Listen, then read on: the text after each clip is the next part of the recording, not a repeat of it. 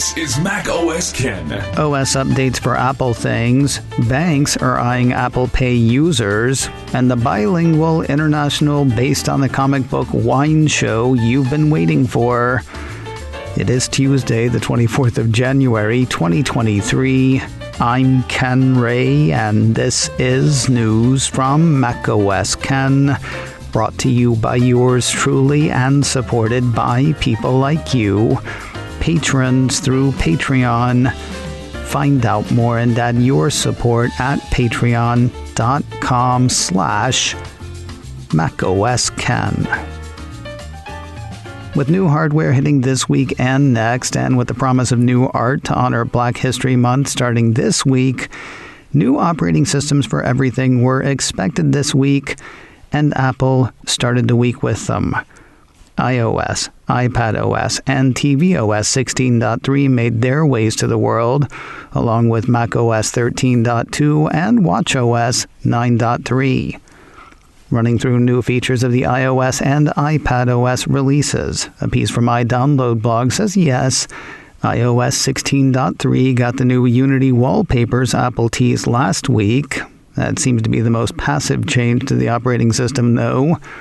The company has tweaked Emergency SOS for iOS. Instead of just holding down the power and volume buttons to make an emergency call, the piece says there is a new option that requires the user to subsequently release those buttons to actually make the call. The apparent hope is that that will cut down on the number of accidental emergency calls. New software for HomePod sort of slots in with iOS and iPadOS. The new software for that brings support for the temperature and humidity sensors already found in the HomePod Mini, and coming soon in the soon-to-be-released HomePod version 2. There's also said to be a new prompt when trying to hand off from another device to HomePod. Now, probably the biggest news across most of Apple's OS updates is support for hardware security keys. The way iDownload blog explains it, the hardware key works as a second factor in two-factor authentication, allowing you to simply plug your hardware key into your device to authenticate when signing in. While available to everyone, when Apple announced support for security keys last December, it said the feature was really for relatively high-profile targets. The sort of people Apple sees it for include celebrities, journalists, and members of the government. More applicable to more people is the wider rollout of advanced data protection, adding end-to-end encryption to a number of iCloud features that did not have it before. Advanced data protection rolled out to users in the US in iOS 16.2. With iOS 16.3, iDownload blog says the option has gone global. There are other tweaks and bug fixes. A piece from Mac Rumors has Apple's release notes for the iOS update, saying it fixes the horizontal line issue that was vexing iPhone 14 Pro Max users when waking that device. And of course, there are security updates, and those don't stop with iOS 16. A quick check of Apple's security updates page shows the release of iOS 12.5.7, iOS 15.7.3, and iPadOS 15.7.3. Those bring important security patches to hardware as old as iPhone 5S and the original iPad Air that either cannot or have not made the move to iOS and iPadOS 16.blank. On the more traditional computer front, a piece from Mac Rumors says macOS Ventura 13.2 is on the map. This one brings the hardware security key support mentioned earlier. Apple's release notes say it also fixes an issue where VoiceOver may stop offering audio feedback while you're typing, and it fixes an issue in Freeform where some drawing strokes created with Apple Pencil or your finger may not appear on shared boards. It seems that was actually a Freeform issue, not something hardware-specific. Apple's release notes for iOS and iPadOS 16.3 mention fixing the same problem. In addition to the new features and fixes, there are security updates for yesterday and today. In addition to vulnerabilities addressed for the latest Ventura update, returning to Apple's security page shows the release of macOS Big Sur 11.7.3 and macOS Monterey 12.6.3. Similar to the older iOS and iPadOS updates, these are for machines that can't or won't venture to Ventura. Apple's other updates get the Professor and Mary Ann treatment, and the rest. That's because there's apparently not much to one of them and even less known about the other.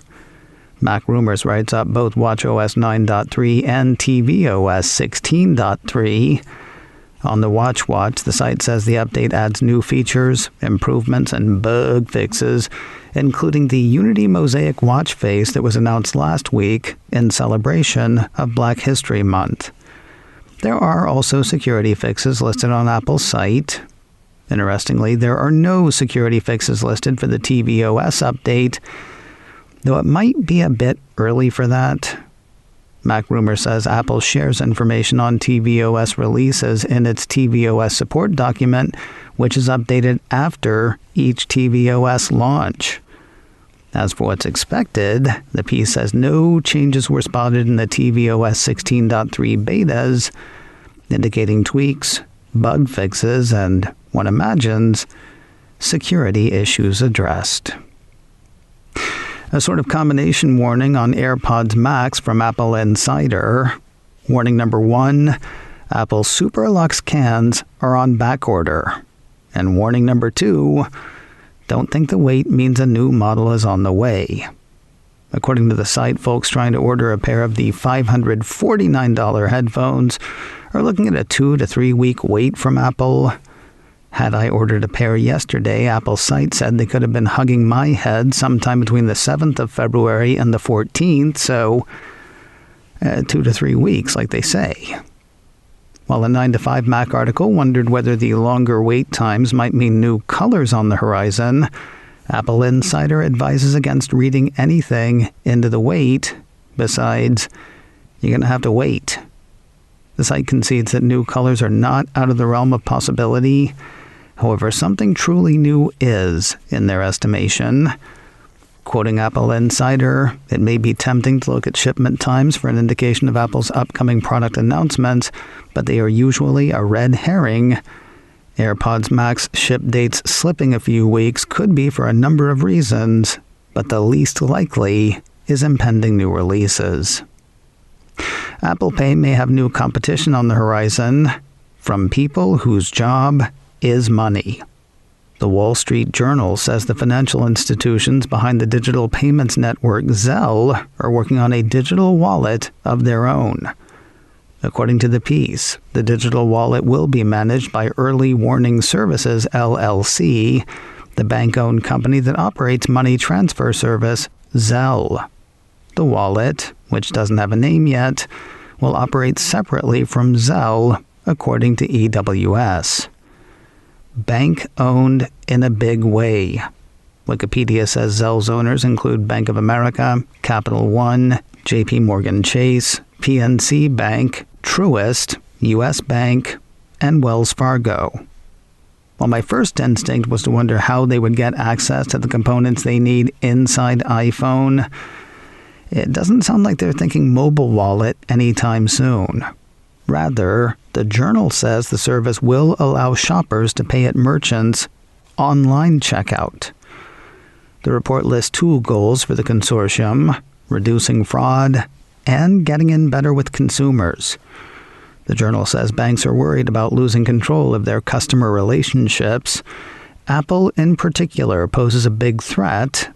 The tech giant has moved further into financial services and is working on a savings account with Goldman Sachs Group and a buy now, pay later offering. While the group is signaling its intentions, the turn it's taking looks to be a ways away. The service is unnamed, as was mentioned before, with user experience details still being ironed out. And finally today, not since last year's Monsterverse announcement, has Apple TV Plus announced something that sounded so out of left field.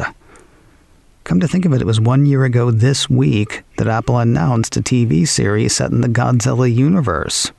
Now another TV title hailing from Japan is on the way. The Cupertino streamer issued a press release Monday announcing an 8-episode global acquisition of new multilingual French-Japanese drama Drops of God. Based on a manga title of the same name, Drops of God sees the world of wine rocked when one of its biggest stars passes away. He leaves his world-renowned wine collection to his estranged daughter, though to take ownership, she must compete with her father's spiritual son. It's not just Japan and the week of the announcement that Drops of God and the MonsterVerse series have in common. They are also both products of Legendary Entertainment. No word on when Drops of God will fall on Apple TV+. Today on the Mac Observer's Daily Observations podcast, it is said that to know that you do not know is the beginning of wisdom. I know that I don't know squat about the hardware keys Apple is now supporting across its devices. So I reached out to somebody who does. We'll get a crash course from real-life InfoSec guy Dwayne Waddle. That is today on the Daily Observations podcast from the Mac Observer, online at macobserver.com or wherever you get podcasts.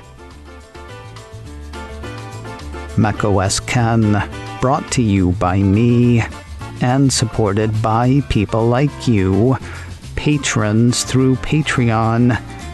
Find out more and add your support at patreon.com/macOSKen. Advertising handled by Backbeat Media, online at backbeatmedia.com. You can reach me a couple of ways.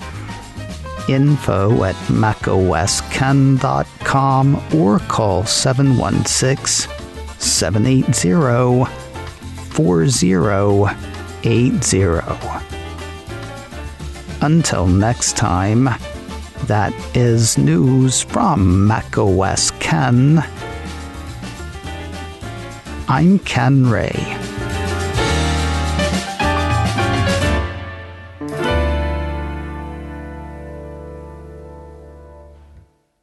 Ciao.